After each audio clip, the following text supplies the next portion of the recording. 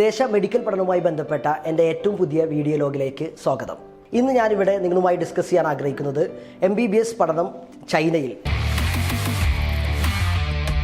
ചൈനയിലാണെങ്കിൽ ഏതൊക്കെ യൂണിവേഴ്സിറ്റികളാണ്, എന്തെല്ലാമാണ് ശ്രദ്ധിക്കേണ്ടത്, അവിടെ എത്ര വർഷമാണ് തുടങ്ങിയ കാര്യങ്ങൾ, അതുപോലെ പഠനവുമായി കഴിഞ്ഞതിന് ശേഷം തിരിച്ചു വരുമ്പോൾ എന്തെല്ലാം കാര്യങ്ങൾ ശ്രദ്ധിക്കണം, ഇത്തരം കാര്യങ്ങളാണ് നിങ്ങളുമായി ഞാൻ സംവദിക്കാൻ ആഗ്രഹിക്കുന്നത്. ചൈനയിൽ നമുക്കറിയാം ഏറ്റവും കൂടുതൽ കേരളത്തിൽ നിന്നുള്ള വിദ്യാർത്ഥികൾ പഠിക്കുന്ന ഒരു രാജ്യമാണ് ചൈന.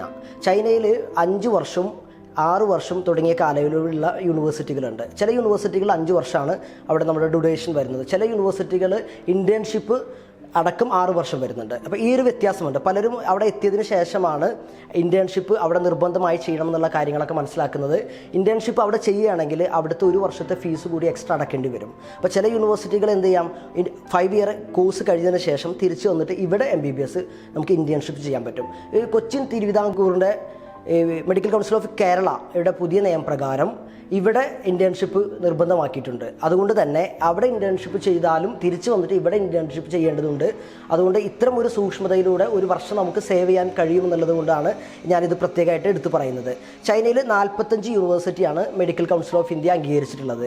എന്നാൽ 2016 200-ലധികം യൂണിവേഴ്സിറ്റികൾ ബൈലിംഗൽ പ്രോഗ്രാം എന്ന രീതിയിൽ പുതിയൊരു ലിസ്റ്റ് വന്നിട്ടുണ്ട്. ഈ യൂണിവേഴ്സിറ്റികളിൽ നിലവിൽ പഠിക്കുന്ന വിദ്യാർത്ഥികളില്ല. പല യൂണിവേഴ്സിറ്റികളും പുതിയതായിട്ട് ആരംഭിക്കുന്ന മെഡിക്കൽ പഠനമാണ്. അപ്പോൾ അത്തരം യൂണിവേഴ്സിറ്റികളിലൊക്കെ പോകുന്നതിന് മുമ്പ് വളരെയധികം സൂക്ഷ്മത, നല്ലൊരു റിസർച്ച് നടത്തണം. സാധാരണ അത്തരം യൂണിവേഴ്സിറ്റി ഒന്നും ആരും പഠിക്കുന്നില്ല.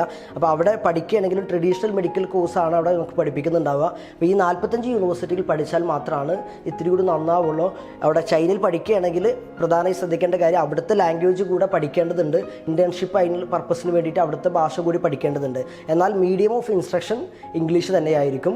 ചൈനയിലെ പ്രധാന യൂണിവേഴ്സിറ്റികൾ, അവിടുത്തെ യൂണിവേഴ്സിറ്റികൾ തിരഞ്ഞെടുക്കുമ്പോൾ ഇപ്പോൾ China medical university, north Sichuan medical university, ഈ രീതിയിലുള്ള ഒരുപാട് യൂണിവേഴ്സിറ്റികളുണ്ട്. യൂണിവേഴ്സിറ്റി തിരഞ്ഞെടുക്കുമ്പോൾ അവിടെ പൊതുവേ തണുപ്പുള്ള സ്ഥലമാണെങ്കിലും ചില ഏരിയകളിലൊക്കെ ഇപ്പോൾ ബീജിങ്ങിനും മുകളിലൊക്കെ പോകുകയാണെങ്കിൽ ഒരുപാട് തണുപ്പുണ്ട്. അപ്പോൾ ഈ കാലാവസ്ഥ ഒരു സൗത്ത് റീജിയനിലേക്ക് പോകുന്നത് വളരെ നന്നായിരിക്കും.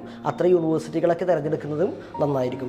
എപ്പോഴും ഒരു യൂണിവേഴ്സിറ്റി ചൂസ് ചെയ്തതിന് മുമ്പ് നിർബന്ധമായിട്ടും അവിടെ പഠിക്കുന്ന 1-ലധികം വിദ്യാർത്ഥികളുമായിട്ട്, ആ പഠിക്കുന്ന വിദ്യാർത്ഥികളുടെ രക്ഷിതാക്കളുമായിട്ടെങ്കിലും നമുക്ക് കമ്മ്യൂണിക്കേറ്റ് ചെയ്യാൻ പറ്റണം. അതാണ് ഒരു യൂണിവേഴ്സിറ്റി നല്ലതാണെന്ന് തിരിച്ചറിയാനുള്ള ഏക വഴി. അല്ലെങ്കിൽ സോഷ്യൽ മീഡിയകളൊക്കെ വളരെയധികം സജീവമായ ഈ കാലത്ത് അവിടെ പഠിക്കുന്ന ഒരു കുട്ടിയുടെ നമ്പറോ അല്ലെങ്കിൽ കോൺടാക്ട്സോ ഒന്നും കണ്ടുപിടിക്കുക എന്നുള്ളത് അത്ര വലിയൊരു ശ്രമകരമായ കാര്യമൊന്നുമില്ല. അപ്പോൾ ആ രീതിയിലുള്ള റിസർച്ച് നിർബന്ധമായിട്ട് ഉണ്ടാവണം. എങ്കിൽ മാത്രമാണ് നമുക്ക് നല്ല യൂണിവേഴ്സിറ്റി കണ്ടുപിടിക്കാൻ കഴിയുള്ളൂ. ഒരിക്കലും ഇവിടെ നമുക്ക് അഡ്മിഷൻ കിട്ടിയില്ല എന്നുള്ളത് കൊണ്ടോ അല്ലെങ്കിൽ കുറഞ്ഞ പൈസയാണെന്നുള്ളത് കൊണ്ടോ അല്ലെങ്കിൽ എൻ്റെ ഫ്രണ്ട് പഠിക്കുന്നത് കൊണ്ടോ നിങ്ങളാരും വിദേശത്ത് പോകരുത്.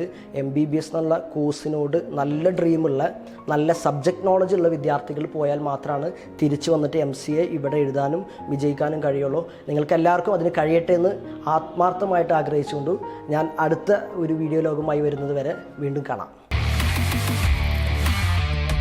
For more informations and videos, subscribe my YouTube channel Razak Aviyoor, RAZAKAVIYOOR.